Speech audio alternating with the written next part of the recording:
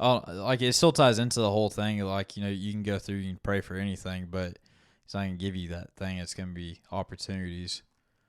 And so, but I mean, even then too, sometimes it's just even recognizing the opportunity, because I'm still oblivious to so much, right? And I mean, God works so subtly all the time. And so, it's kind of one of those things too, where it's like you can consistently be waiting, looking for something, but that's not what we're supposed to do. You should still be going out actively seeking and being a disciple, right?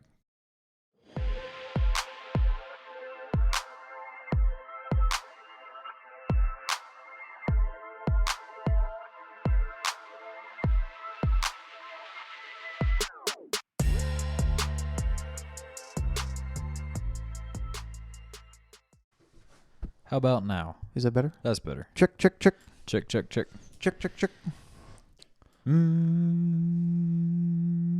We're good. That confirmed. Going into my meditative state. It's a scary place. Dude, actually, I find it quite relaxing. Like, so, let me backtrack a little bit. I was going to say, what? Let me backtrack just a tick. So, in my pliability app, which goes through like your daily mobility stuff, your ROMWOD, if you will, range of motion, workout of the day per se. Okay. It's a lot of words. It is. That's why it says ROMWOD or pliability. Well, it used to be ROMWOD. Now it's pliability. If you haven't checked it out, highly recommend for some great recovery. Hashtag not sponsored. No. But going back to the whole meditative thing. Yeah. It doesn't, I think probably like 3 times a week or so, they put you in a position called the tall saddle. Essentially, I mean, you're just sitting on your feet, like toes pointed out. You know what I mean? Yeah, boy, cowboy. So you're just sitting on your shins, essentially. Okay. But they have you do what's called a box 5 breathing technique, and it actually works very well. Okay. So, what you do? Come on, yeah, I'm. This is foreign. I don't know if you're even intrigued or not, but what you do? Come on, I'm all about it. You breathe in for 5 seconds, you hold for 5 seconds, you exhale for 5 seconds, and then you hold again for 5 seconds. 4 sides of the box. Precisely. But whenever you're in it, and I mean they have you sit in that position for like 3 minutes or so. Feet definitely go numb during that, but it's quite, I don't know, it's like just like calms you down, brings your zen in. You know what I mean? What are you thinking about in those times? Nothing. I don't know why. I would think that would be a place to solve all the problems of the world. It's precisely after that moment when you have the clarity needed to solve all the world's problems. So what you're saying is you've... Or you can go into the rebound, which is my favorite part, which is after the fact, and you just lay there. It's pretty nice. Well, you just lay on the floor? Yeah. All right.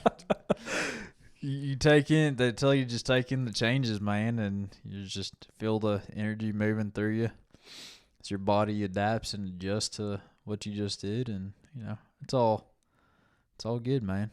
So even though you have cut your hair and trimmed back your beard, you've embraced the power of yoga and Zen. Absolutely. Okay, just making sure. Just making sure those things don't correlate.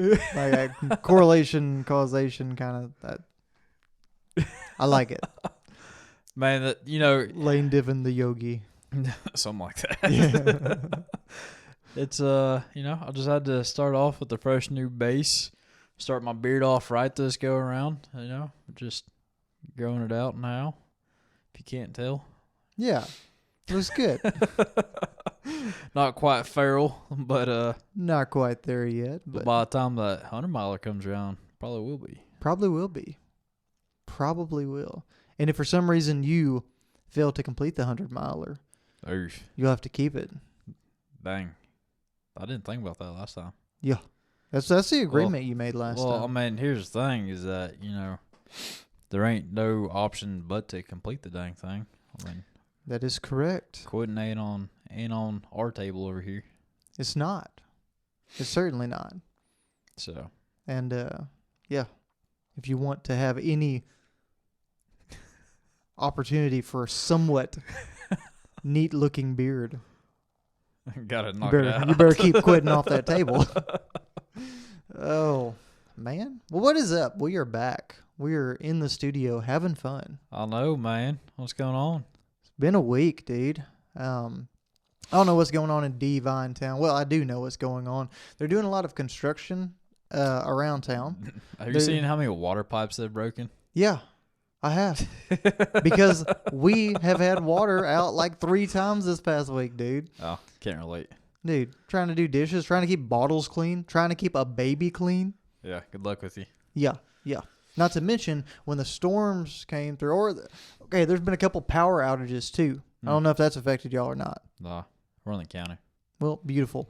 We have lost electricity multiple times. And during one of them, I guess our modem was plugged into a wall. Uh-huh. So over the course of the last week, we've had no water several times, no electricity several times, and then a good 3-day or 4-day block of no internet.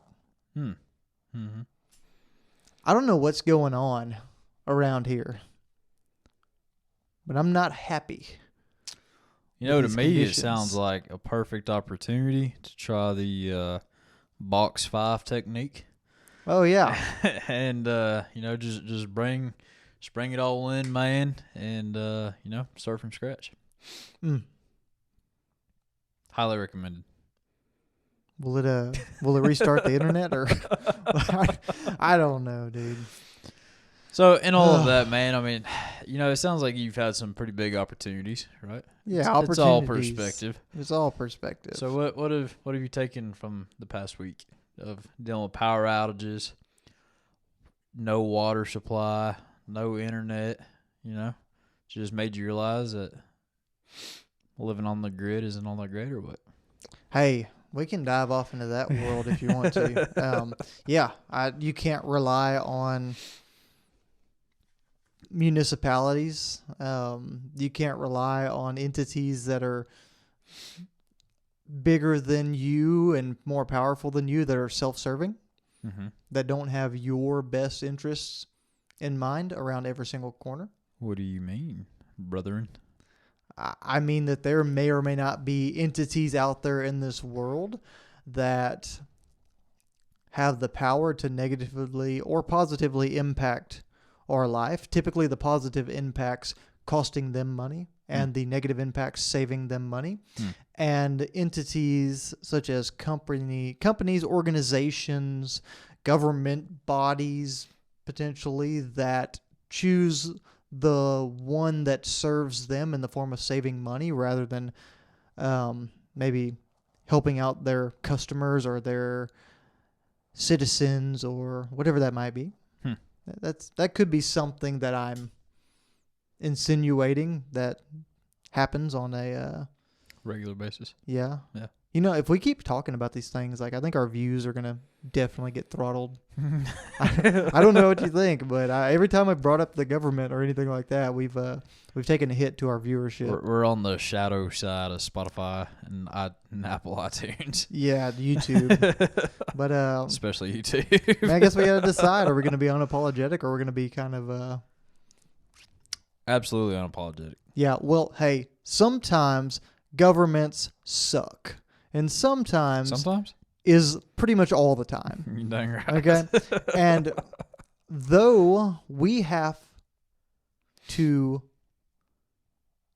live in this world and have something greater than us, I don't think that humans being in that seat is the be-all, end-all of justice and fairness, and especially morality whenever it comes to the rulings of what society and communities should be. Are you saying the government isn't out there with our best interest at heart?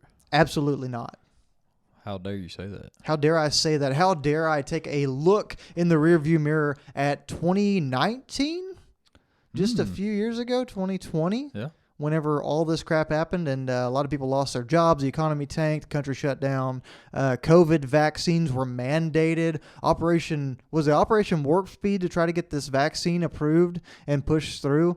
And we signed all these things with these private entities that were massive that they didn't have any responsibility for any of the side effects of these unstudied vaccines that we were putting out into the world and requiring everyone to get. But it's for the betterment of, society, man. Yeah, no. Don't you know? Yeah, no.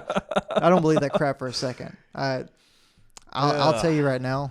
During the jump scare of it all, during the initial point of, oh crap, people are dying, like this could be serious. This could be something that breaks out and really, really kills a lot of people, young, old, all the people that are people with immune system disorders, people that are susceptible to diseases typically, like we got to be really careful. Mm-hmm. So there was a point of caution where everything shutting down made sense. But like we hear on I don't want to beat the dead horse. Yeah. But 2 weeks to stop the spread turned into years of just absolute bullcrap is what happened. Oh, yeah. Yeah. So, and that's where I'm at with the whole, these entities having your best interest in mind, because through that, it's not just the government. It's the people that control the government, mm-hmm. and it's all these major companies that work hand in hand with it and lobby and are able to make contributions to individuals who affect our citizens by making the everyday decisions and voting on policy that we have. And they're invested in the stock market, even though politicians shouldn't be able to invest in the freaking stock market. Doesn't make any damn sense to me, but here we are. Mm-hmm. It's really easy whenever you put people in a position of power for them to become corrupt based upon what their basic needs are, right? We're all humans. We're all fallible. We all get a sense of greed, or we focus on the things that we want or we feel like we need. So it's a really natural thing. So it's no wonder whenever you got people that live in there, like it looks like freaking a nursing home in Congress right now, and they've been in there for decades, and we expect them to perform like we expect them to do anything different besides be self-serving. Mm-hmm. I don't care what side you're on, left, right, Republican, Democrat, conservative, liberal, somewhere in the middle. Like, you can't look at anybody in our government and be like, hey, that guy's just real jam up good solid. Never done anything questionable in his life. And that's not to cast a stone or judge somebody else by any means. It's just the fact of, if you're sworn into office with the best interest of the people that elected you in mind, and then you go over there and you just broker all these deals, you become a millionaire off of your salary that is much less than $1 million a year, and your net worth goes through the freaking roof over the duration of your time in there, and the whole time you're able to affect policy, you're able to invest in the stock market that is highly, highly volatile based on the policies that you put into place or you help vote to stop. So it's broad corruption. And then we see all these individuals getting consulting position or board member positions on these massive companies whenever they leave their position in Congress, whenever they decide to go. And they get these massive paychecks for doing literally nothing, and it's just freaking buy-offs. Mm-hmm. And it happens on every single level. I'm not sitting here trying to pick apart the whole government of divine or these massive companies that come in here. Of course not. I wouldn't do that. But at some point, all of this crap that we have to deal with on a daily basis, I'm not saying I'm letting these little inconveniences get to me in that extent, but it's the scaling, right? It happens in every single body. There's a select few that are able to avoid that kind of corruption, and it still runs through them. We're humanistic. We get these ideas or thoughts that run into our head, right? And they're from somewhere. Dude, I am on a rant. I'm sorry. No, say it with your chest, homie. I heard a video. I heard a video on social media today that actually was a really, really interesting and insightful thing for me, and I thought it was an interesting approach to our thoughts. because it was a guy on there. I don't remember his name, didn't catch his handle, don't have the video saved, but I might have liked it, so I can go back and pull it up or whatever. But I was listening to what he was talking about, and he said the problem with people is they take ownership of their thoughts. Dive into that for me.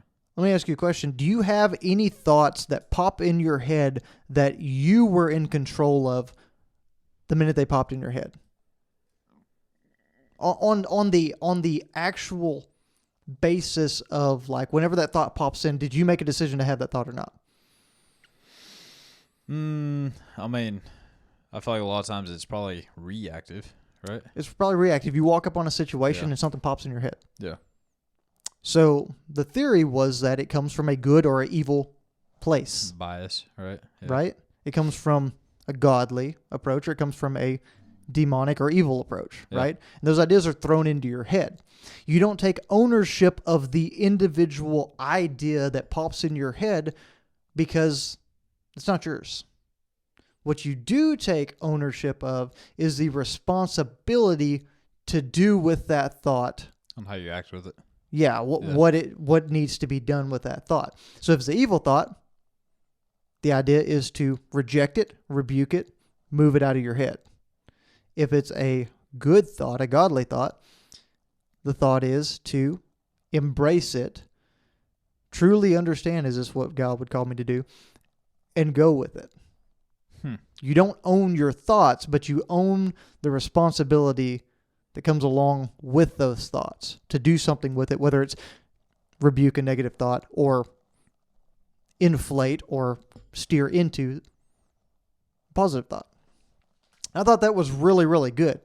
I think it ties into the whole government conspiracy thing and all of this stuff because there's so much corruption because people get both of these thoughts that enter their head. If you're in a position of power and you think that the thought to abuse that power is not going to be something that's prevalent for you, dude, you've never been a manager. You've never been a leader. You've never been anybody with any power to make a decision on your own before. Because there's always, in college, the first time I was out of the house and my parents didn't tell me to get my butt up and go to school, you know how many classes I skipped? I had a 1.7 GPA my first semester in college at Blindergarten. Okay? I'm not to insult anybody that went to Blinn, but that's just telling you, at a junior college, I went to Blinn as well, and I'm very happy that I did. It was a good decision. But regardless, unapologetic, going there and making those decisions were a sign that I could be corrupt to do the wrong thing when given a choice in a position of power. It's as simple as that. Interesting. And it was a harmless thing, quote unquote, harmless thing. Yeah. But if it's such a small scale, imagine you have the opportunity to affect millions and millions of dollars, money, greed, power, situations, pleasures, all of these things that these individuals have access to and are being gifted and presented with by these massive companies that have their own interests. You don't think you're going to make a bad decision in there? Mm-hmm. It's human. So, like, a lot of these podcasts here that are, like, kind of biased against government, the conversation becomes, like, why would you ever want to be part of that? If you want to be part of that, you're part of the problem. Because obviously it's the humanistic side of you. It's the earthly, worldly side of you that's begging for those things and that kind of power, the power to abuse. Yeah, I can see right? that. So It's still an interesting perspective, though. Just because it's like, I don't know. I mean, you got to take ownership of your actions, which I guess would be, in this instance, taking ownership of that reaction to your thought. I don't know, man. I'd have to ponder on that for a while. it did give me cause for pause. I mean, I did stop and think about it, and there's aspects I didn't like about it in some regards. I thought the theory overall was very, very practical. Yeah. And good. I mean, it sheds light to just different perspectives, right? It's and all I feel perspective. like you're done. Right. Back to your catchphrase, baby. But I mean, see, that's the thing, though, dude. Is like, everybody or majority of people, they get stuck on like one track, like single track, like train of thought. You know what I mean? They don't open up their ideas or really expose their ideas to other ideas or arguments per se, right? And so you kind of get just straight, narrow, closed-minded to a lot of stuff. Which, I mean, if you have your opinions and beliefs, by all means, like, we're all that way to some extent, right? Just based on how you were growing up and what you've been subjected to and what you expose yourself to and just the situations that life has presented to you. But whenever you stop trying to, I don't know, just gain different perspectives or look at things in different mindsets, it kind of stops that growth that you have. And it continuously kind of weakens your own argument just because it's like you're not exposing yourself to either solidify or add to or take away from that base that you have. Does that make sense? It does. It really does. I mean, I think what we're doing here with studying the book of Matthew and communicating this, I mean, that's been a key component of all of this, is adding perspectives in, because we were talking just before we started rolling about studying with other people and listening to Bible studies of these chapters that we're doing, the perspective and the depth that some people can extract the information from. Yeah. It's insane, right? I mean, yeah, we were just going through talking about this chapter 11, and, I was just kind of going through, it's like, dude, we've both listened to stuff. It's just like, dang, how are some of these people just grasping like all of this, just like context, I guess, but it's just from previous exposure. And for me, it's just like, oh, that's cool, and just continue reading. Like there's no deeper thought to it, I guess. Yeah. And so, I think that really ties into what I just said a couple minutes ago, is just like continuously exposing yourself to the environment. Like it's going to continue to add or take away to that base that you're looking to have. So no, that's really, I really like that, because it's like the difference between a novice and a master mechanic working on a car. Yeah. Right? Like novice, this guy over here. YouTube mechanic. Yeah, that's right. Exactly, right? A YouTube mechanic that you dang right. I can, if you tell me the route to go with fixing this, like changing these spark plugs out, I can get there. Man, right? See, the issue is that it's like you get too confident with some of that stuff. It's like, oh, we can fix a transmission. There's 13 YouTube videos on how to do it. Yeah.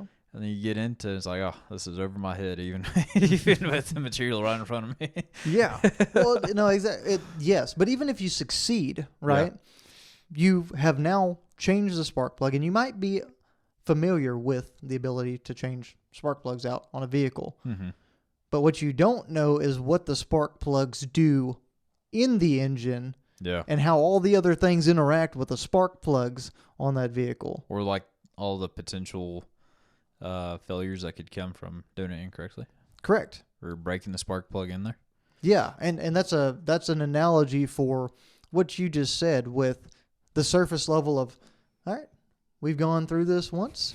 Cool. That's where we're at. Just like the whole ignorance is bliss. Yeah. No, that's exactly right. Let me ask you this. It just kind of popped into my head whenever we were talking about all this. So it's like, you know how whenever you buy a new car, you start noticing that car everywhere? Oh, yeah. And previous to that, you're like, was I just like oblivious to everything like around me per se? Because you have like a heightened focus on like, oh, this is my new Taco I'm driving around. Oh, look at that one. Look at this one. You know what I mean? Yeah. Has it been kind of the same to you with like this walk so far? Because I feel like, prior to us, starting to really dive into it, which, a lot of it is self-exposure, right? Obviously, going to church, listen to podcasts, listen to worship music, all that good stuff. But outside of that, like all the external factors that you can't control, I've just started noticing like ties and connections to like a bunch of, church-based stuff and God and Jesus, and even talking to coworkers about it and stuff like that. And beforehand, it's just like I never noticed anything like that. And I don't know if it's just because I was just ignorance is bliss. I'm just gonna keep on going just because I'm not looking for it, type of thing, or are we going through and creating those scenarios, those situations within those close to us or that we're consistently around? You know what I mean? Mm-hmm. Like, have you noticed anything like that? Yes. And so there's actually a subconscious part of your mind that works in that way. Power of One More, Ed Milet, talks about the RAS, reticular activating system. I was going to say, it's either on that shelf or it's on this shelf over here. I think it's up there. Okay, it's up there, off camera. We got a big old bookshelf over there in the corner. But what he talks about is that what you start to focus on, what is important to you, the things that you let enter your mind and that you essentially surround yourself with, that's what becomes important. And reticular activating, you start to notice those things, right? He describes it exactly as you did, where if you're like, man, I really want a brown minivan, or just a minivan. Let's just say minivan. I want a G20 86 Chevy. Yeah. Browned out. Not just a minivan. Lane wants a full-sized old van. And 4x4, baby. He probably wants like a dragon or a unicorn painted on the side of it as well. I know that's what I would want on this old G20 van. The yin and yang, man. Zen coming in, dude. What you trying to say? Hey. For those of y'all that don't know, I'm Asian, so I don't like what you're saying over there too much, partner. I mean, hey, we're here. What you gonna do about it? Yeah. Can you see me? Hey, easy, partner. Easy. Take your little beard and get out of here. Hey, no, but for real.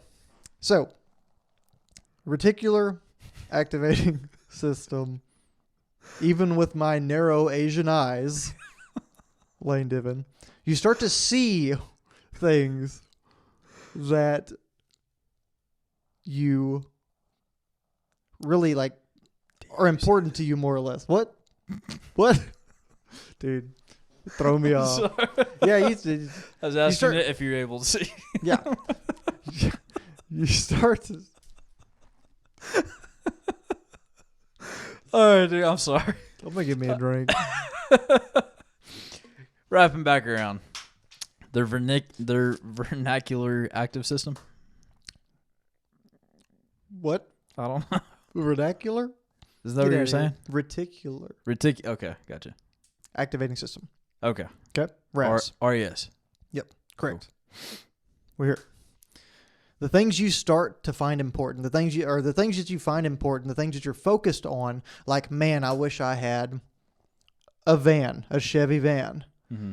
And me and you probably lived this. So you and I took an interest in getting a crew vehicle set up, a van that we could put a full-size bed in, we could have all of our people in, and that we could have basically a traveling aid station to support runners. Yeah. That's what we wanted. Yeah. And about that time, I would imagine with you, the same as me, because I know this is my experience, you started to see vans left and right. You saw Ford Econolines. You saw Dodge B450 or 4500s. Mm-hmm. You probably saw G20s out there. Mm-hmm. You saw all these old school vans that fit the bill for what we were trying to do and wanting to do.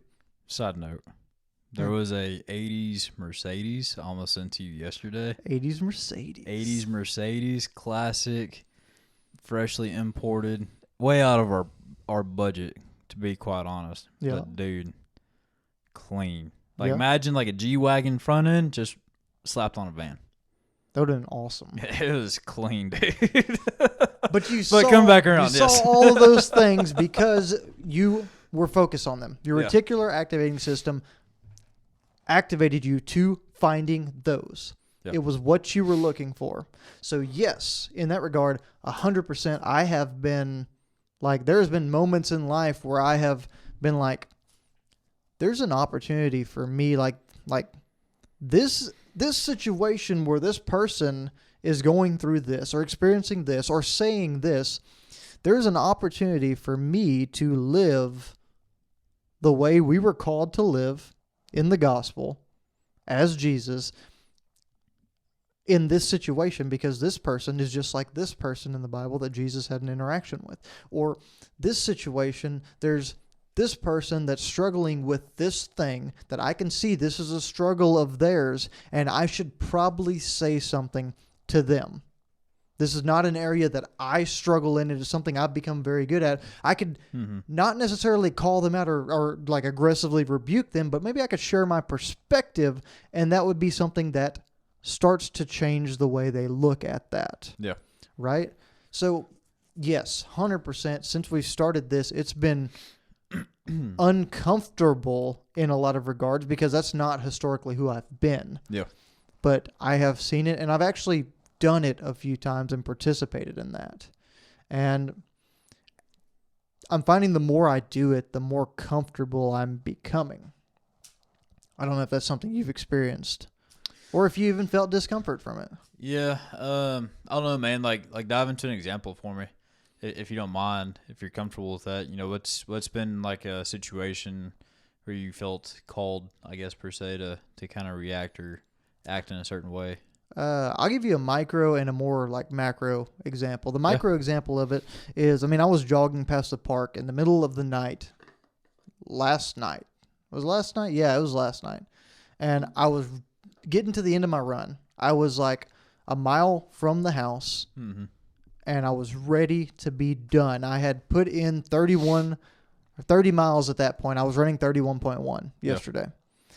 And I had run 30 miles already. It was dark. I was tired. We had a long week with no power, water, or internet. We had all these things going on that had taken a toll on me from that week. And I ran past, and I was on my way out to complete my last little loop. And I saw this guy sitting in his truck, like just kind of leaning out the door, kind of looked just down, right? And as I ran back past to get back to the house, I saw him in the same exact place, just kind of sitting there. So I stopped and I was like, "Hey man, are you all right?" And he's like, yeah, I'm good. And just kind of, he didn't want me to talk to him. Yeah. So okay, well, I'm glad you're good. And I moved on. Right. But I stopped and I checked in, and I put myself outside, because that's not something I wanted to do by any means. That you'd normally do. Yeah, I wouldn't normally do it either. And just to try to show a little compassion for somebody else in that moment that might have been going through something a little bit more serious than my tired legs or my annoyance with the week and the desire to get home. Yeah. There's a few things. And that's No, absolutely. really micro example. Yeah. And the macro example, has been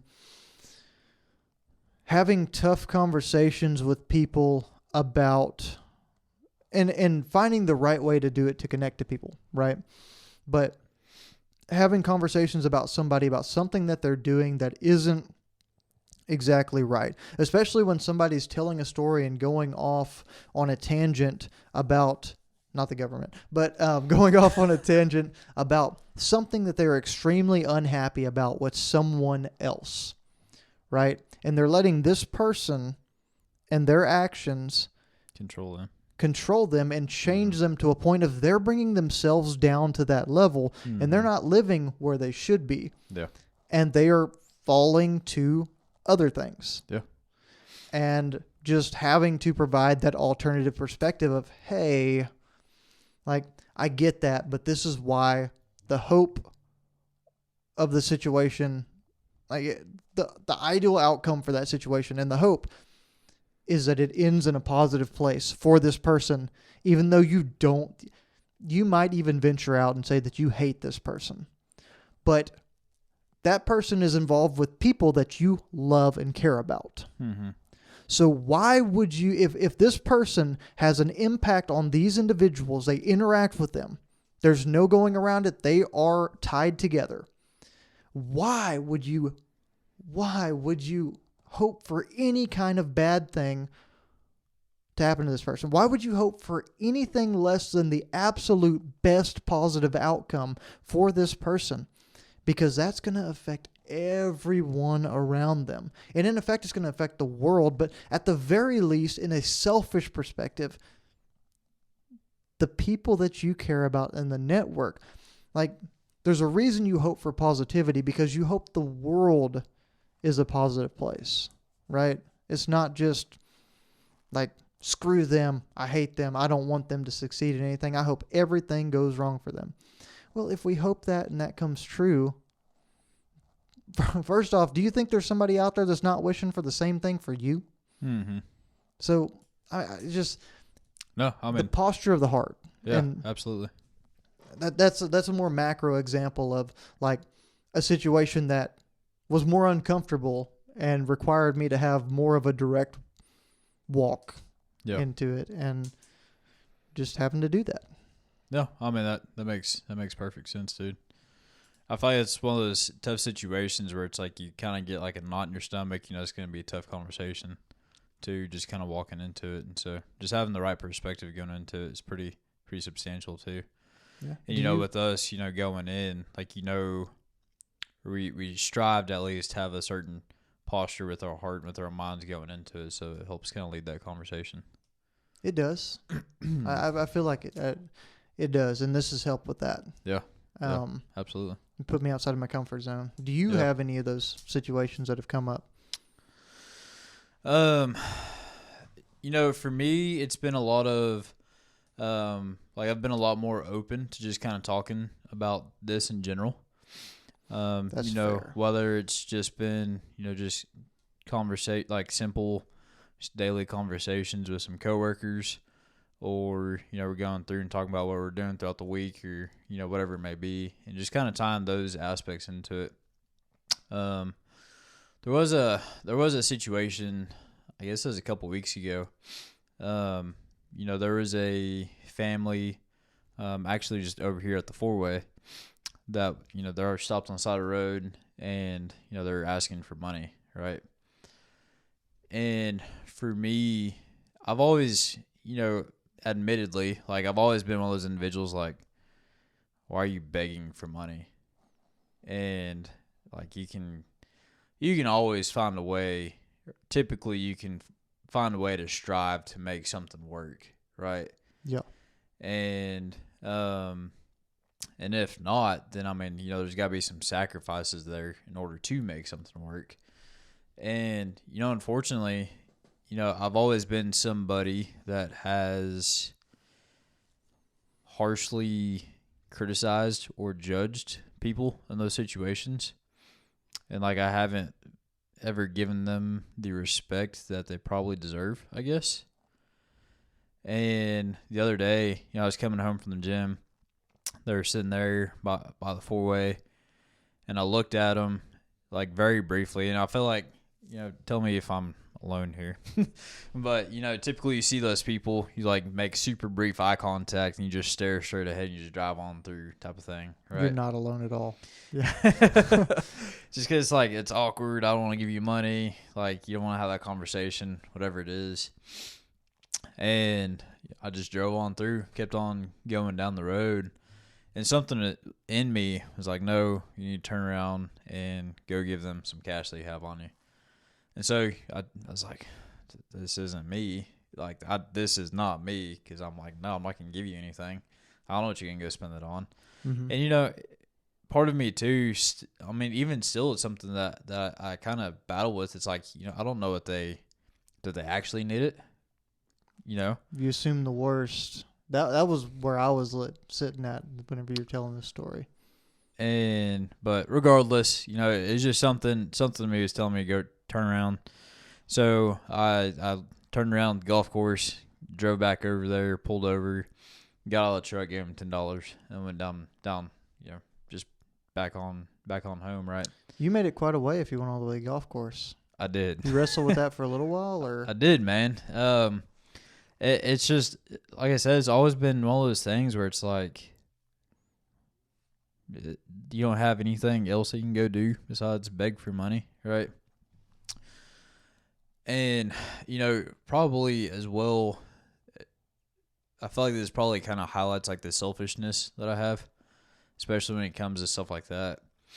And I don't know. Like it was just something I struggled with and was battling, and it's like screw it. I mean, it's just stuck in my head. So I turned around, went back, gave him money, and I was joking with Kendall about it. He was like, they had a van with paper license plates, and did they actually need the money? Did they not? But then I realized, like, I mean, it's not for me to decide, like, did they actually need the money? I think it's about the posture of going through that scenario and whether they actually need it or not. It's where did I stand in that situation? That's an awesome point.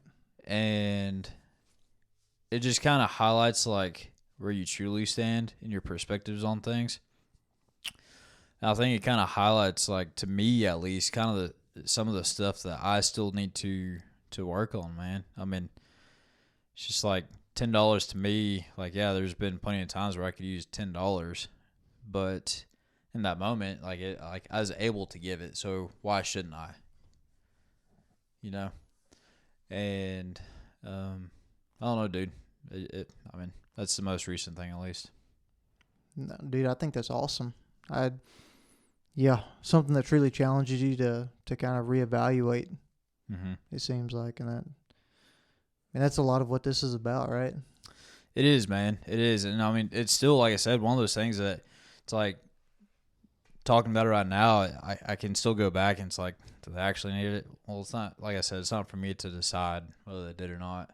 Just kind of the posture of where I stood with it. And it just highlights, what I still need to work on, at least, or one of the many things I still need to work on. I don't know. No, I don't know, dude. It's just one opportunity. That's something I do pray for pretty consistently. It's not something specifically, but an opportunity to kind of show what I should be seeing. And at times it's also a scary thing, dude. yeah, I couldn't agree with you more there. Like, it still ties into the whole thing. Like, you can go through, you can pray for anything, but it's not gonna give you that thing. It's gonna be opportunities. And so, but I mean, even then too, sometimes it's just even recognizing the opportunity, because I'm still oblivious to so much, right? And I mean, God works so subtly all the time, and so it's kind of one of those things too, where it's like you can consistently be waiting, looking for something, but that's not what we're supposed to do. You should still be going out actively seeking and being a disciple, right? Go through, actually participate and be active. And it's just trying to make yourself be more present and be more aware of situations that you just kind of mindlessly go through, I guess. Yeah, be present. Man, that's one thing I've been working on. I struggle with a lot of emotional disconnect from things. Like I don't feel emotions the way people do. Excitement. I don't feel joy, like laughter, all of the things that make people's lives bearable in a lot of ways. Like I don't feel like even love. I feel love differently than people do, and it's a weird thing. What makes you say all that?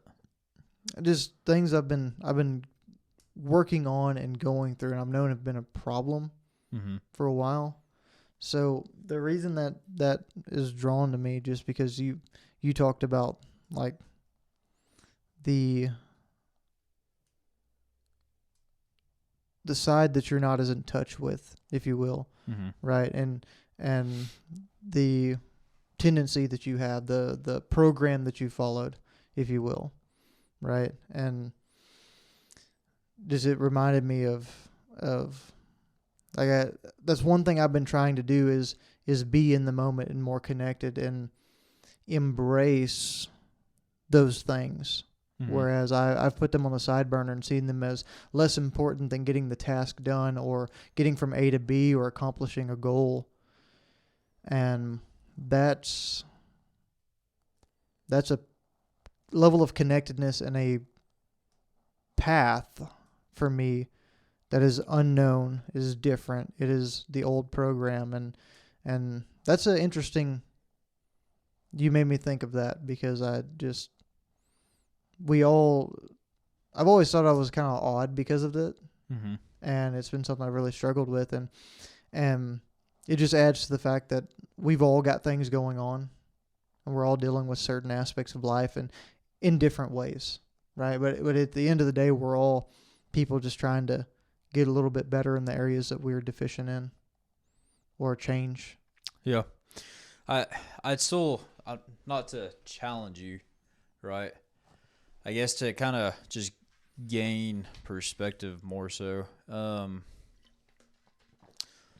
You say that you don't feel joy or laughter, right?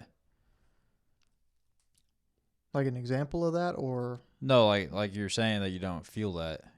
I, not in the same way that most people seem to. Gotcha. So is yours kind of like in your own mind? Is it kind of more like reactionary comparative to just like second nature just happens? Does that make sense? Yeah, so it's like, whereas a lot of people, and don't get me wrong, I do have. And I'm not saying that you don't, because I do see it in you. That's why I'm trying to. There are true natural reactions Yeah. where those things come out Yeah. organically. Absolutely. But many times, like sitting and laughing with people. The other night we were with family and friends celebrating Michael and Bree's baby coming, and we were having the baby shower. And there were some great stories and funny things, and that was true organic laughter just among people and connected and emotionally invested. And then there's times like just in simple conversations, whenever something's said that's funny, and it's genuinely funny, right? Or a situation comes up and the team accomplishes a goal or a task or the thing we've been working towards the whole time is complete. Mm-hmm. And I have to consciously make a choice to laugh or to join into the celebration or to have joy or excitement. And that's just something I've struggled with for a very long time because I've been so set on the achievement side of everything that is like I have literally overshadowed it and deadened or turned off that other side. So that's one thing I'm dealing with right now in life is trying to be conscious and connected. And I mean, so say you're in that situation, and you can shut me down anytime. I'm just you're good. I brought it up and I just it was something that was on my brain. I didn't mean for us to go down the rabbit hole, but I'm open to talking about it. Yeah, absolutely. So say you're in that situation, like why do you choose to react? Just to feel as part of the group? There's two sides of it. Yeah, I mean you're trying to save face, like you're like, oh yeah, I'm happy in this too, and you're really not. So I'd couple those things together, like the social, and put them under the social pressure side of it. Like you don't want to be the weirdo that's not sitting there laughing. You don't want to. Go ahead. Sorry. You don't want to make people feel. You worry about how people feel based on your reaction because we're herd animals. Like we're social animals. So if you say something that is genuinely funny in reaction to something that I said, and it's genuinely funny to the point that you're laughing, and I don't laugh, and I just sit here. I'm like, oh, you didn't find it funny. It's going to negatively impact you. Yeah. And potentially. I don't want that. I mean, it depends on that person, I guess. Sure, but most people... I know what you're saying. Most people in society, they will have a negative emotion with that. Yeah. And that emotion ties to me. Yeah. And I don't want that. Fair enough. That's a societal view of it. But the other side is... It's like a muscle.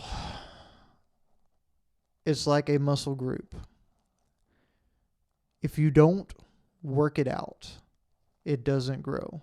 It doesn't get stronger, and it doesn't ever do the things that you want it to do. So that other side is a conscious reaction to trying to develop that and trying to form that habit. It's like forming another habit, or it's like working out. In order for that to be a thing relevant, to be a box, not like breathing, but just a normal box that I can have, that's, that's the thing I have to work out. I just feel like it's all kind of relative though too. Like, we all have our own, thoughts on, what we find funny or what we've been exposed to is like going to make us feel a certain way, right? And so, I don't know, man. I was just kind of, not to press you on it or anything. I was just trying to gain some perspective there. Because, yeah, I definitely see a side of, it where it's like you want to not necessarily present yourself in a certain way, but kind of, in a sense, present yourself in a certain way to kind of be relatable to the group, obviously, right? Sure. But at the same time, what does it matter anyways? That's true. Yes. But I think part of it too is like, I'm kind of looking at this as like a black and white, and I know it's not black and white.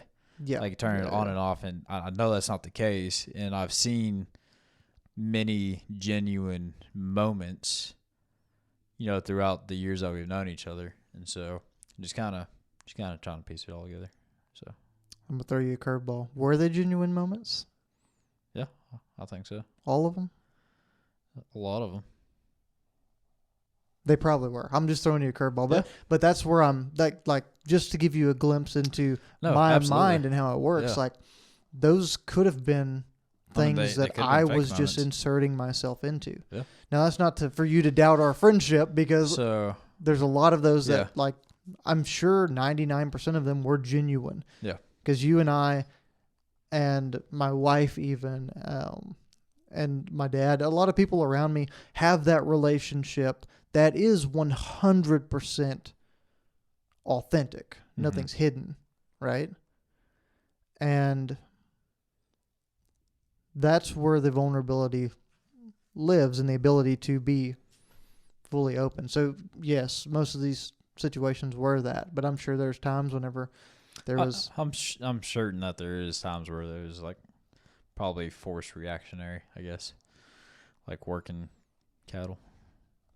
Nope. No, genuine. Nope. Working cattle, all of those reactions, genuine? Okay. All of the cuss words, all of I'm joking. He's like, dang, they're talking crap. Let me bring up my A game a little bit. yeah. Got to throw something in here. No, but that's just an interesting thing. Yeah, absolutely, man. I do find it interesting that you had the self-awareness to, one, notice it, because I feel like that's something probably a lot of people wouldn't notice. Two, if they did, and this may be you as well, that'd be kind of like a what's the word I'm looking for?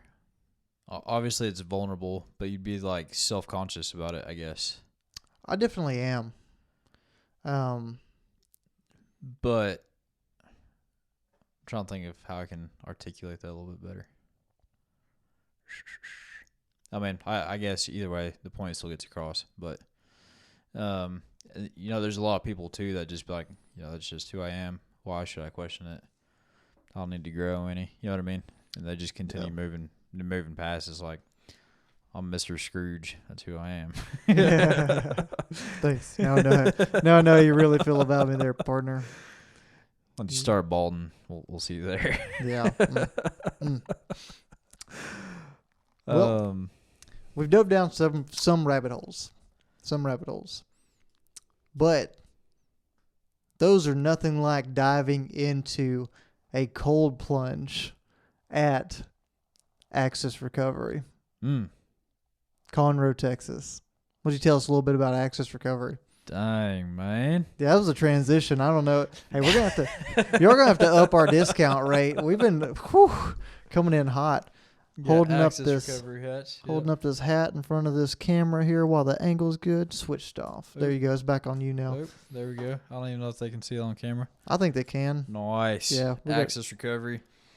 If you're looking for some top-notch recovery facilities, look no further than Access, man. Dude, state-of-the-art equipment through and through. And that's including, their staff too, man. I mean, top quality guys. You're going to be hard-pressed to find anybody better. Diving into equipment, though, obviously, saunas. They got some quality cold plunges. Mm-hmm. They got top-of-the-line Normatec boots with the hip attachments. They got a mobility area, which I don't know if y'all are interested, but you can get some your Zen straightened out over there, mobility area, stretch area. You can do some box 4 or 5, whatever. Box 5 breathing techniques. You dang right. In addition to that, man, they're going out there. They're sponsoring the community. They just sponsored Houston's Hyrux. Hybrid athlete competition, essentially. Yeah. I was looking at all their posts for that. Looked like a pretty dang stellar event to go be a part of, man. They're out there at Rocky in February, out there supporting the trail running community. And it just kind of speaks to who they are as well. You got Barnes, he's coming up Leadville in August. I know Kyle, he's been training for that event that just happened this past weekend for a while too. So through and through, man, they're just living it. They're there to support everybody else too. So yeah, if you go in there and you mention Next in Line Sent You By, they will give you a 10% discount code. And rumor has it, a shirtless Chris Barnes will give you a Thai massage and walk on your back on the table if you mention Next in Line Sent You By as well. So be sure to ask about that when you go by. I'm sure he would love to show y'all his skills and his passion for recovery. Just be forewarned, that is a Clydesdale stepping on you. Yeah, he's only 6'4" to 220-ish. Yeah, it's beefy. That's right. You need your back cracked, he's got you. Absolutely. But no, for real, go stop by. You can also follow them on social media at Access Recovery. They're on Instagram, Facebook. I think that's about it right now. Is that what they're on right now? Right now, I think so. Maybe, I don't think they're on Twitter. I don't know. I doubt it. Those are the two main ones. X. They're always posting on there. Yeah, it's not. Go Twitter. check it out. Yeah. Go send them. Mm-hmm. Tell them that we sent you. Bye. You're dang right. Well, man, we've gone everywhere into this, and we're an hour in. Probably about time we dive into Matthew chapter 11. Is it? I think it is. It's about that time. Now, this is one of those chapters I think was pretty short in terms of length, but it was definitely not short whenever it comes to density. Don't know if you saw something similar in your opportunities to study or read. Yeah, dude. There's a couple things that stood out to me, especially towards the end of chapter 11. But like we were talking about earlier, I was diving into some different podcasts about it and everything else, and it's just, some of the different perspectives and the depth at which some others were kind of bringing into and shedding light and just the context of it all. Just kind of highlighted the things I'm missing and maybe should be looking for, I guess. It's pretty cool overall. Yeah. Okay, so this doesn't particularly pertain to chapter 11, but it pertains to the gospel of Jesus Christ as a whole. And this was a realization I had based on somebody that gave a historical background. They were like, yeah, this happened in this time period, and this likely happened in this region. And they said something next that really got me. They said, and at this time, Jesus was about 30 years old when he started his ministry. And I said, hold on now. And this is why it hit me, because how old are you, Mr. Divin? Oh, 29, baby. I'm 28. So I'm just going to pit this to you because of how it impacted me. Have you had times in your life whenever you're not happy with the things you've accomplished in your 29 years? Absolutely. Have you had times you've been super, super impatient in your 29 years because you feel like things aren't progressing as fast as they should? Absolutely. So you've had situations where you were a 29-year-old, probably younger than that. It probably happened to me about like 17, 18, whenever I started having these issues with, man, like, I'm not getting the things of this world that I want. I'm not getting that promotion. I'm not getting that job. I'm not getting the opportunity to go to school where I want to. I'm not doing these big things. I'm not making all this big progress, right? Mm-hmm. And I'm young, mid, late 20s. Jesus, the most important person that's walked this earth, didn't start his ministry until he was 30 years old. And I have had the gall to sit here at my ripe young age of 28 years old and younger and be pissed off at the world and honestly frustrated probably with God at times for not getting the things that I thought I deserved. I mean, that's completely relatable there, dude. Yeah. that one smacked me in the face. And at times, I mean, even sitting here right now, I mean, I can think of a couple of situations here recently where I wasn't patient, you know? Right? So adds a little perspective. It's inevitable. Yep. That's some mile 15 wisdom for you. I was about 15 miles into my long run, 16, 20, I don't know. Somewhere in there. Brother. In my 29 years, all I've come to realize, it's all about perspective. That's right. And the fact that we don't know anything. It's always my fallback, but I just always find it so applicable to literally everything. It is. It is.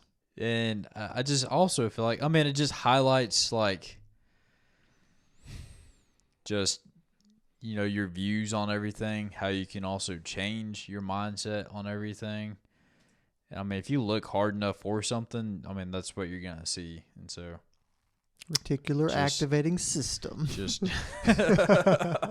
Just, you know, shift your perspective if you're not liking what you're saying. Because, I mean, that's what your reality is how you perceive it. So, yeah, that's exactly right. Man, getting into actual meat here in chapter 11. Looking at verse 2 for me is somewhere I kind of want to dive into. Okay. John the Baptist, who was in prison, heard about all the things the Messiah was doing. So he sent his disciples to ask Jesus, "Are you the Messiah we've been expecting, or should we keep looking for someone else?"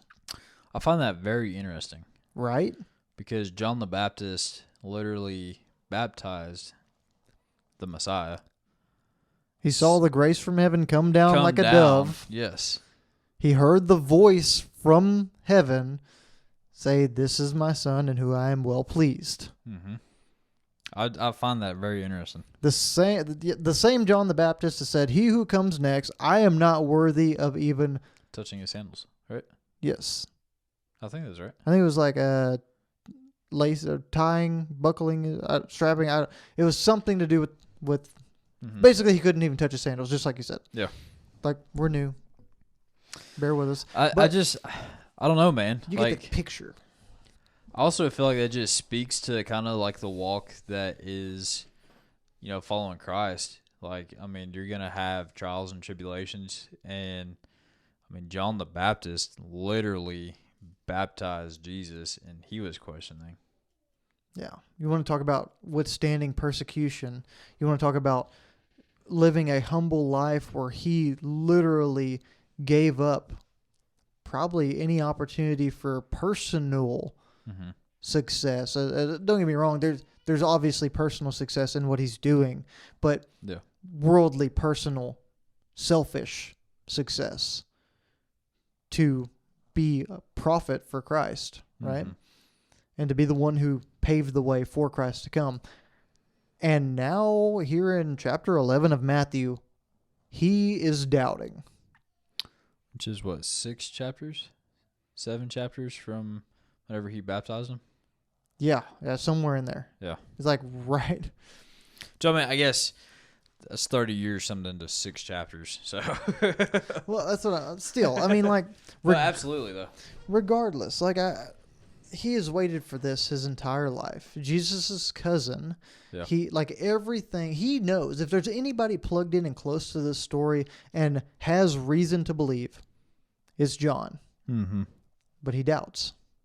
In a moment, whenever he's in prison, he's insulted Herod, and Herod's thrown him in prison. He's probably in a spot where he's like, if you're the true Messiah and you're Son of Man, come let me out. Mm-hmm. Get me out of this situation. I think it also still kind of speaks to who they thought would be Jesus as well, right? Kind of like he's a Lord and Savior. He's going to come, rise a huge army, strike down the Romans, tear everything down in their path. And I want to get into this a little bit further on in the same chapter, but it just kind of speaks to probably what their perception was versus who he actually was. Yeah, that's very fair. Yeah. I didn't think about that. I really like that point. And yeah, it like huge cause for pause. I mean, and then there in verse 4, Jesus told them, "Go back to John and tell him what you have heard and seen. The blind see, the lame walk, the lepers are cured, the deaf hear, the dead are raised to life, and the good news is being preached to the poor.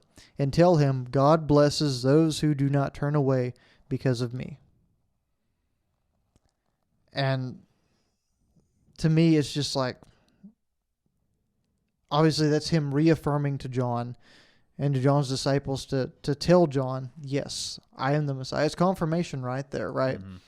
But, man, there's still just so many opportunities right there for Jesus to honestly rebuke John for his doubt, right? Mm-hmm. But one thing that was very, very vital and important, there's two things that John did that I think as Christians, as followers of Christ, as disciples, as people tiptoeing into the waters of this like we did for so long, there's two things that Christ did not do. One, as we talked about, he doesn't condemn John for doubting. He doesn't go off on this tangent. He doesn't make an example out of him to the people for having doubt in his heart. He understands it's part of the walk, part of the process. It's our human nature. It's our worldly nature. Mm-hmm. The other thing he doesn't do that I think is vitally important, because many times you and I sit here and we think, who am I to question anything that God has done? John questioned. Yeah. Jesus didn't rebuke him. Yeah.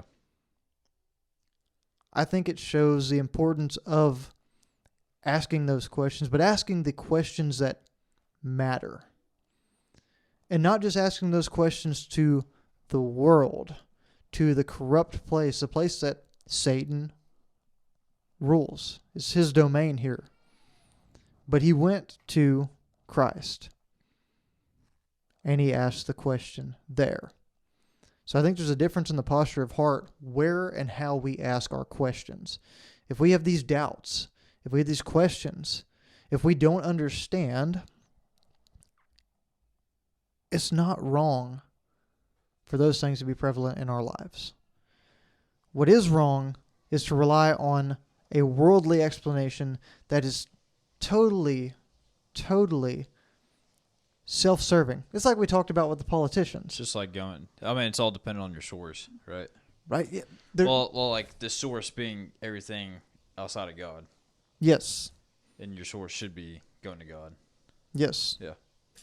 Now, that's not to say that God can't place people in your life that are godly and have wisdom. Yeah, I mean, absolutely. But, it's not referring to going to good old Google and interwebs and trying to figure it out from there. Yeah, diving into the cesspool that is Reddit or X or whatever, right? Twitter, if you don't know X, TikTok. Formerly Twitter. TikTok, oh man.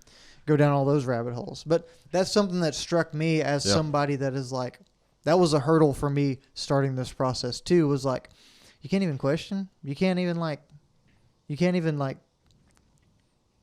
have a little bit of doubt about it at all. Like, you have to live in 100% faith. And I think everything's rooted in faith. But I think to think that and I heard this on George Janko's podcast with Jordan Peterson the other day. Mm-hmm. Like, what a crazy thing to do, to ask somebody to undoubtedly 100% with every ounce and every corner of their heart love someone, right? It's an impossible task. It's impossible for us.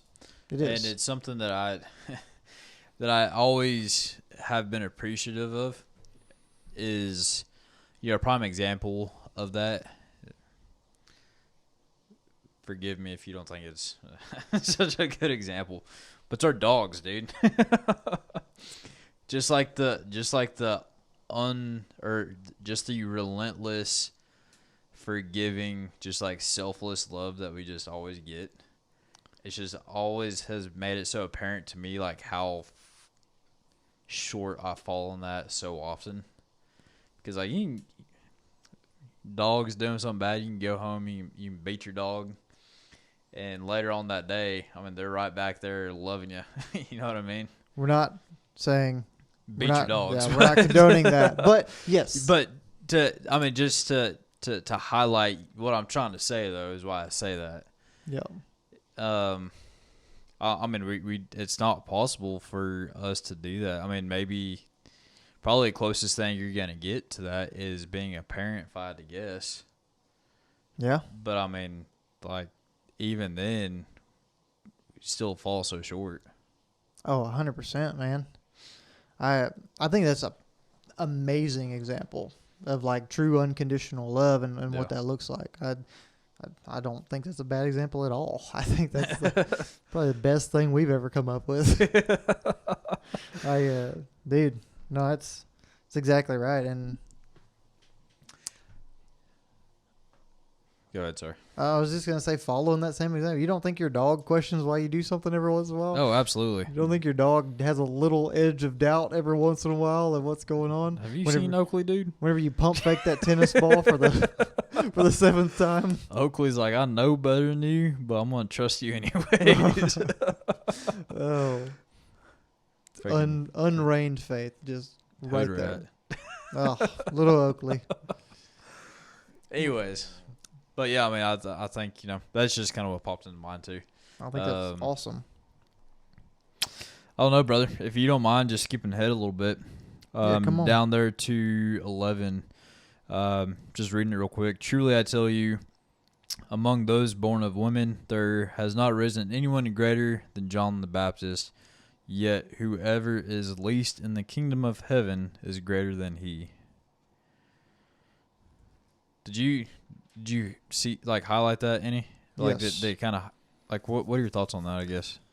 Man, it's a really tough one for me. I didn't get to. I think it's something that still kind of dives into a lot of contextual stuff that we don't have exposure to yet, just because we don't. I mean, I don't know the Old Testament where John is super prevalent, right?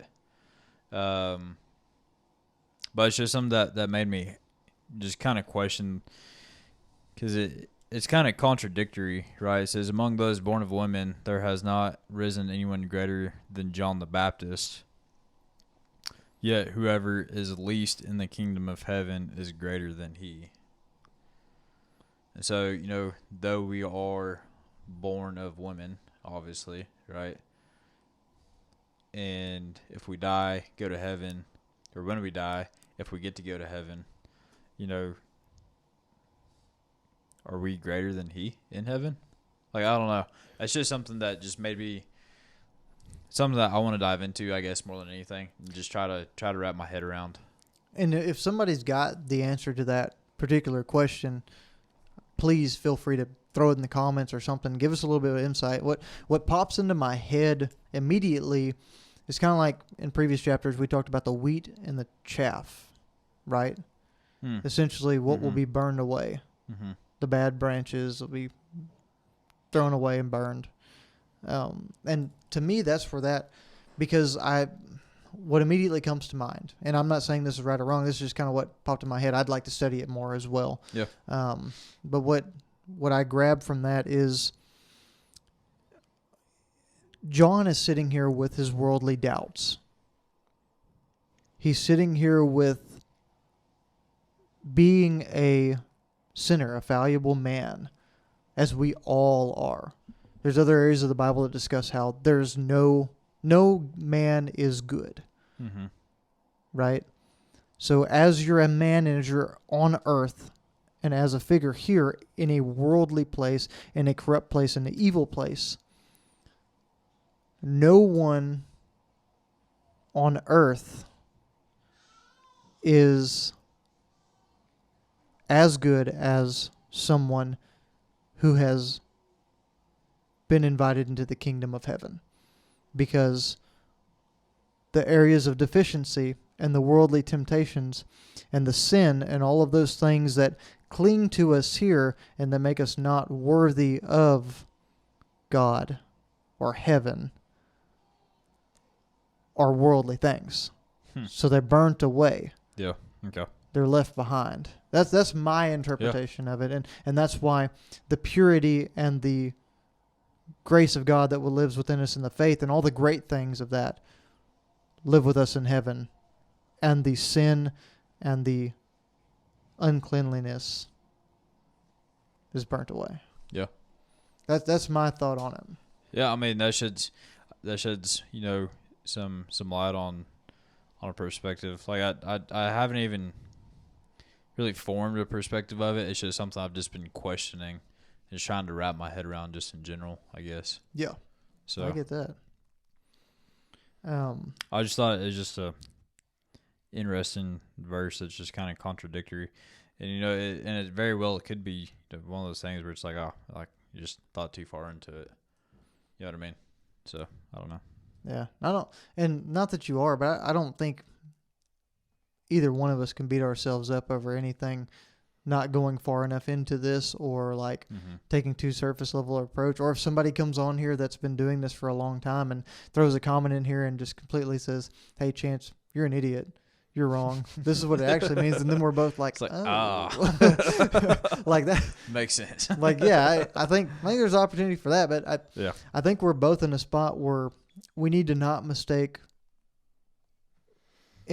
self-consciousness with humility. And I guess what I mean by that is we need to not be so self-conscious that we don't know the answer. So we need to come from a place of humility and say, like, we don't know, or oh, it's okay that we didn't know that and somebody came along and said something, or we took this as a surface level, and then there's we watched a video and there's 7 layers deeper than that, versus us being self-conscious of like, yeah, absolutely. So I just that's advice for me as well that I'm speaking out loud. I'm not saying that to you but nah, I savvy. What you got else? I know you just went through 11. Man, there's a couple other parts in here, I guess, and really that last section is probably what I'm going to spend most of my time on. But before we get into that, jumping on down a little bit further, it goes through, it says, "To what can I compare this generation?" And it says, they were like children sitting in the market places and calling out to others. We played the pipe for you, and you did not dance. We sang a dirge, and you did not mourn. I was trying to figure out if that was something that was still applicable to like the generation we are in currently as well. And that's another section that you can easily continue researching. But moving on a little bit further into 18 and 19. So do you care if we go into that? Because that's one area I did really. Yeah. Come on with it. Not to throw a wrench in the gears. I know we've already ran pretty long here, but no. I mean, I think what I was gonna. Yeah, go ahead. Sorry, if you got something, go. I just think going into 18 and 19, it just ties back into that section just kind of in general, because here we go again. It's all about perspective, right? For John came neither eating nor drinking, and they say he has a demon. The Son of Man came eating and drinking, and they say, here is a glutton and a drunkard, a friend of tax collectors and sinners. But wisdom is proved right by her deeds. And like, to me, again, it just speaks to who they probably thought was coming, or like their perception of what their Savior was going to look like, and just kind of like the societal situation just in general, I guess. But he's quite the opposite. You know what I mean? Yeah. They wanted somebody that was going to confirm everything that they believed to be true, not rebuke them. Yeah, I mean that ties back into the Pharisees. Exactly. Yeah. Sad duckies. Sad duckies, boy. With the Sadducees. Yeah. I learned, folks. Don't Dude, worry. I love that so much. Oh man. But I mean, it literally just highlights that fact. Like, they were there living in that time, and they were oblivious and completely, essentially just negligent to like what was in front of them because of their own beliefs. Yeah. Well, it was like they didn't want that. It didn't fit their perception, like their standards for what it should look like, and so they completely missed out. And so you asked a question a minute ago that was, is this still prevalent to our times? Yeah. And man, I think a resounding yes is the answer. And it's true things that you and I have both lived, but in other ways, that if we take just society as a whole, if Jesus has been, and church, the Bible has been stretched to include everyone and everybody's actions. It's been redacted so it's non-condemning of certain groups, of certain beliefs, certain sexual orientations. It's been completely changed at points to fit man's narrative. And in a lot of ways, people have tried to change God to include people. Whereas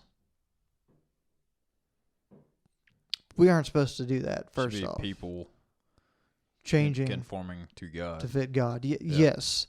And the point of me saying all of these things is that they didn't like John, who was a loner, humble, in the wilderness, wore ragged clothes, ate wild honey and locusts, and lived an extremely sacrificial life. They didn't like Jesus, who lived, ate, and drank like them. People are going to only accept things within the frame of mind that they are able to acknowledge them. So if someone believes a certain thing about Christ or about God, he could literally be standing in front of them, as he was here in these verses, and they're going to deny or reject or criticize or crucify based on their narrative, right? Their own perception. Yeah, and it's just that situation where society today probably, I wasn't around then. I know there was some crazy corrupt things going on back then, but with social media, with the mass narratives, with people being so influential, or easily influenced, I should say, and people being at a point where we just go with what the most popular and catchy thing is, what society deems important. I think this is more prevalent today than it has ever been before.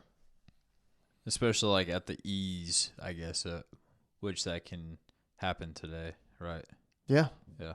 Yeah, this is a good point. It's hard to live This, this. yeah, by the Beatitudes, by all the rules we're supposed to live by. Absolutely. I don't.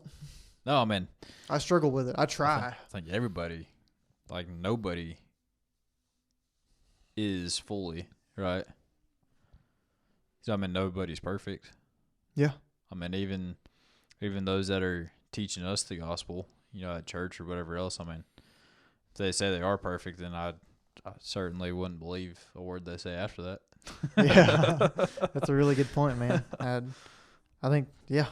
I think that ties this together. I think that's exactly right. And I think that's why I really wanted to dive into 18 and 19 there. And Mm-hmm. it is like people are going to see what they want to see. They're going to believe what they want to believe. And if they're worldly minded or they're their own God, it's not going to matter what's right in front of them or what's around them. Mm-hmm. So that was my thought. Sorry. You were. Yeah. No, you're good. I mean, that's where I was with it. And again, it just kind of speaks to, even how a lot of Christians act today. Obviously, you got to be cautious of what you expose yourself to on, consistent basis, whether that's stuff you're watching, stuff you're listening to. Obviously, there's inherent evil things that, we choose to subject ourselves to, right? But so often I feel like individuals are like, oh, like I can't be seen with this dude. When a lot of times, I mean, that could be the exact individual we should be spending that time with just to show them this side of things. So, I don't know. No, I think that's a great point, man. And moving on from there, woe onto repentant towns. There was something in there that kind of really stood out to me, and we touched briefly on it before we started recording. But the Bible references Hades. Yeah. And, to me, well, I guess before we dove into it, I mean, for the brief moment that we did, I was like, I find that interesting. Is it acknowledging that there is Hades? Is Hades hell? Is it, like you said, is it due to the common place of pagans back in that time period? But then, looking down at the bottom of my Bible, it does say, it references Hades, which is the realm of the dead. Which I still feel like you can probably pick that apart however much you want to. I just thought that was pretty interesting. I don't know if there's any other areas within this that references anything else like that, but yeah, I definitely thought it was interesting too. And like you said, we discussed it and didn't know if that was a parable or an analogy for he was speaking to unbelievers, which was pagans, and he was using hyperbole to make a point there, or if that's something that's relevant. That's definitely an area of more research for myself, and it is interesting because, man, just speaking about the places he discussed and discussing how people reacted to what he was doing, and the fact that, like he says here, for if the miracles I did for you had been done in wicked Sodom, it would still be here today. I tell you, even Sodom will be better off on Judgment Day than you. And it just speaks to the corruption of the people. It speaks to what the human reaction was and what the societal norm was as compared to where they should have been.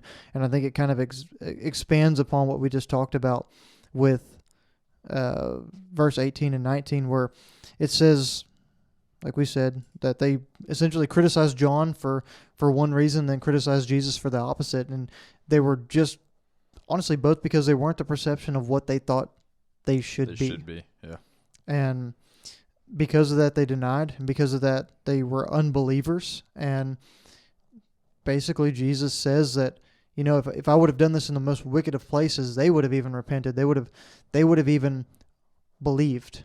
But y'all sit here in your luxury and your opportunity and I say luxury very loosely, but in a place that is comfortable. Yeah. Right. And I think that's highly relatable because, whenever we're in a place of relatability or comfortability like that, whenever we're in a place of ease, right, we don't want to leave that. And to say that we're not like any of these people that we've talked about, I mean, this was a societal norm. The odds are most of us had these thoughts and same feelings as these individuals.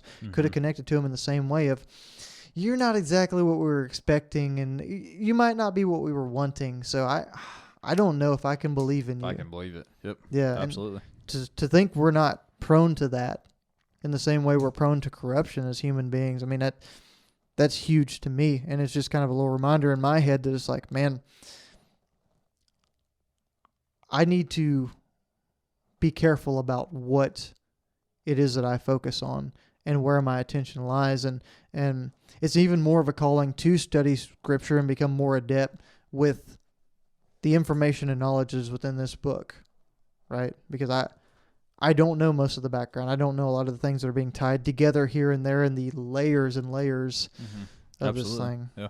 So yeah, it's just a big thing for me. Yeah, man. And then, after that, going into that next section, it goes, at the time Jesus said, I praise you, Father, Lord of heaven and earth. And I just highlighted that because it just speaks to the power and the truth of who God is, Lord of both heaven and earth. That's not something to just kind of skip over either. No, it's not. So, and then going on from there, because you have hidden these things from the wise and learned and revealed them to little children. Yes, Father, for this is what you were pleased to do. All things have been committed to me by my Father. No one knows the Son except the Father, and no one knows the Father except the Son, and those to whom the Son chooses to reveal him. And so I think, for me, that also just ties into that relationship aspect that we all strive for. Yeah. Just on a daily basis. I mean, that's the goal that we should be striving for, right? Yeah. Right. And that kind of also ties back into, what our,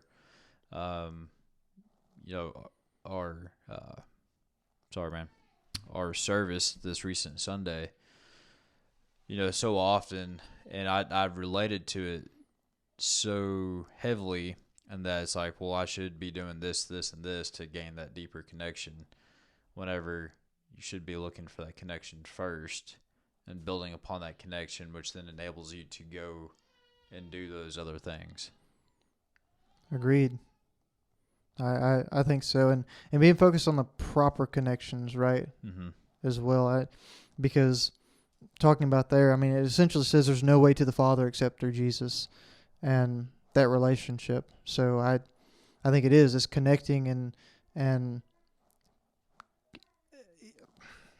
kind of didn't know why we talked about what we talked about, but even in the fact of the emotions and the feelings and everything like that, like we discussed with me, and the trying to reconnect, that's extremely prevalent because that's what it is, the relationships and the sides that whereas that's something that's inside of my head and something that's a problem with me. I think people can relate on a metaphorical level to that because they don't feel a connection. They don't feel the relationship with Christ or God. And I know that's something I've struggled with, but in the same way that I'm trying to emotionally connect with those things and feel the joy and feel the laughter and excitement and all those things by working it out and going through that process and training myself to do so, I think we have to have the same training and workout and repetition mindset when trying to connect. And so, I mean, it just ties back into the consistency and discipline that we should all strive to have with it. Agreed. I mean, it's one of those things like we can't just wish for it to happen because at that point it's nothing more than a thought. just like anything else, whenever it comes to goals or anything just on that side of things. I mean, if you don't have any action behind it, then it's not going to happen. So it's just something to just continuously strive for and just be persistent in. Yeah. I mean, that's all we can do. And I mean, just like anything else, there's also 100% going to be seasons with this too. There's going to be times in our life where we are so close and we can feel him so tangibly, right? There's going to be other times where, though he hasn't left us, it's going to feel like he probably has. It's going to feel like we're locked in a prison cell, like John. And I mean, that's just a test of our faith, which is also an opportunity to grow that faith, to grow that connection. Yeah. And it's just part of the process. Absolutely. So, man, if you can hear in the background this little baby getting upset, I think we need to get this thing closed out pretty soon. But, man, to follow up with all that rebuking, all the what can be seen or taken as negativity, I think one thing we got to grab onto in verse 28 and through the close through verse 30. This is the most important thing to me. Yeah. It's optimism. You want to take it? No, go for it. Man, verse 28 starting and just reading till the end. Then Jesus said, "Come to me, all of you who are weary and carry heavy burdens, and I will give you rest. Take my yoke upon you. Let me teach you, because I am humble and gentle at heart, and you will find rest for your souls. For my yoke is easy to bear, and the burden I give you is light." Mm-hmm. And through all of that, man, through the rebuke, through the conversation of where we should be, and the realizations that we fall short and aren't connected and have all these issues, man, just to understand that come to me, all of you who are weary and carry heavy burdens, and I will give you rest. It's not I might. It is I will give you rest. Yeah. And then it gives you the simple instruction of learn from me. I mean, isn't that what we strive to do on a daily basis? Learn from him. Try to live like he did. Try to maintain that perspective and just try to continuously strive towards that, right? And through all of that, I mean, it kind of ties into, where do we place our treasures? Is it in things here materialistically that don't matter? Or is it, the importance of your soul, where you're headed? I mean, we're all tired certain times of our life. And if you're not right now, I guarantee you will be at some point, right? Yeah. So whatever it is you're going through, I mean, it says literally right here, you will find rest for your souls. And though we may be tired here, I mean, I don't know what an internal rest feels like, but I'd sure like it to be with him. Yeah. If I had a choice in the matter. And that's the greatest thing is that we do have that choice. Yeah. So I think that's a beautiful close to this thing, man. I think it ties everything together in this situation, and with all of our doubts, all of our questions, and everything that we go through, the burdens, all of that's okay, and there's a rest at the end of it. Yeah. Just gotta go to him. Yeah. That's all it is, man. Seems to be the answer to a lot of questions. Oh, man. I enjoyed it, dude. I did too, man. I appreciate you pushing me and asking questions and diving deep into some things that might not be the most comfortable, but they're prevalent, and then your insight throughout this journey. Absolutely. Guys, gals, if y'all enjoy what we're doing here, if y'all want to be part of it, Chapter 12 is coming up next. In a week or so, we'll be releasing a podcast over that. We challenge you to take this next week, study Matthew chapter 12. Join us in this journey. Help us learn what we can. Drop us some knowledge. Drop us some comments. And let us throw some things at you and maybe give you some perspective y'all didn't think of. So that's all we're trying to do here is help each other learn, help each other grow. Mm-hmm. That's all it is, man. So y'all get out there. Y'all go do hard things. Lead the way. And always be prepared for whatever is. Next in line. Love y'all. Adios, folks. Stole your line.